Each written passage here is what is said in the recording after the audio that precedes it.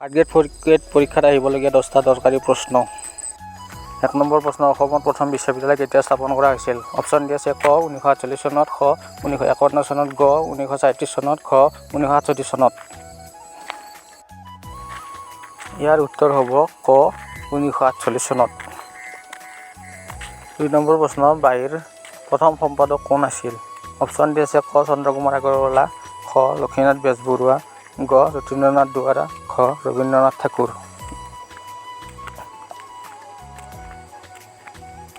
ইয়াৰ উত্তৰ হ'ব খ লক্ষ্মীনাথ বেজবৰুৱা। বাঁহীৰ প্ৰথম সম্পাদক লক্ষ্মীনাথ বেজবৰুৱা আছিল।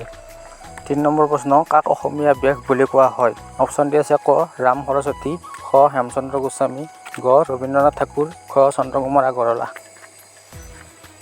ইয়াৰ উত্তৰ হ'ব ক ৰাম সৰস্বতী। ৰাম সৰস্বতীক অসমীয়া ব্যাস বুলি কোৱা হৈছিল।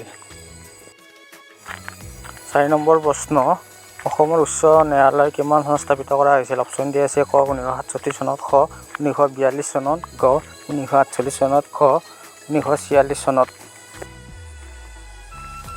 ইয়াৰ উত্তৰ হ'ব ক 1948 চনত। অসমৰ উচ্চ ন্যায়ালয় 1948 চনত গুৱাহাটীত স্থাপন কৰা হৈছিল।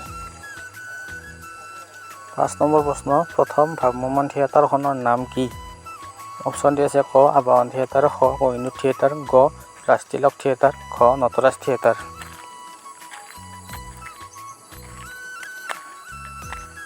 ইয়াৰ উত্তৰ হ'ব খ নটৰাজ থিয়েটাৰ। অসমৰ প্ৰথম ভ্ৰাম্যমাণ থিয়েটাৰখনৰ নাম নটৰাজ থিয়েটাৰ।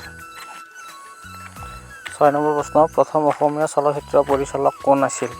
অপশ্যন ডি আছে ক কলাগুৰু বিষ্ণুপ্ৰসাদ ৰাভা, খ হেমচন্দ্ৰ গোস্বামী, গ জ্যোতিপ্ৰসাদ আগৰৱালা, খ ভূপেন হাজৰিকা। ইয়াৰ উত্তৰ হ'ব গ জ্যোতিপ্ৰসাদ আগৰৱালা।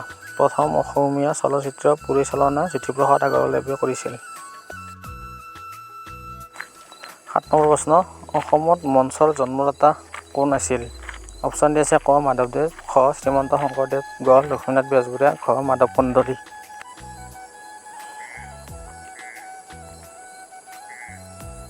ইয়াৰ উত্তৰ হ'ব খ শ্ৰীমন্ত শংকৰদেৱ। মঞ্চৰ জন্মদাতা শ্ৰীমন্ত শংকৰদেৱ আছিল। 8 নম্বৰ প্ৰশ্ন, প্ৰথম অসমীয়া চলচ্চিত্ৰ কোনখন? অপশ্যন ডি আছে ক শকুন্তলা, খ দেৱদাস, গ বৃষ্টি, খ জয়মতী।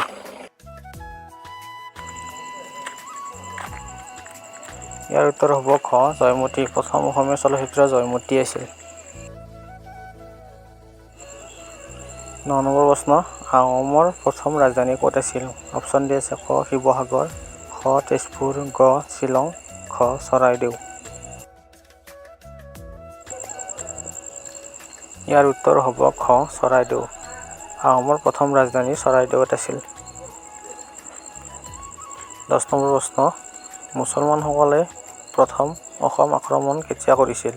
অপশ্যন ডি আছে ক 1206 চনত, খ 1250 চনত, গ 1296 চনত, খ 1505 চনত। ইয়াৰ উত্তৰটো মই নিদিওঁ, আপোনালোকে কমেণ্ট কৰি জনাব ইয়াৰ উত্তৰ কি হয়, আৰু নাজানিলেও জনাব, মই জনাই দিম। যদি ভিডিঅ'টো ভাল লাগিল like, comment, share and subscribe কৰি দিব, যাতে পিছলৈ এনেকুৱা ভিডিঅ' পাই থাকে। আজিলৈ ভিডিঅ'টো ইমানেই। Thank you. আজিলৈ এৰিলোঁ।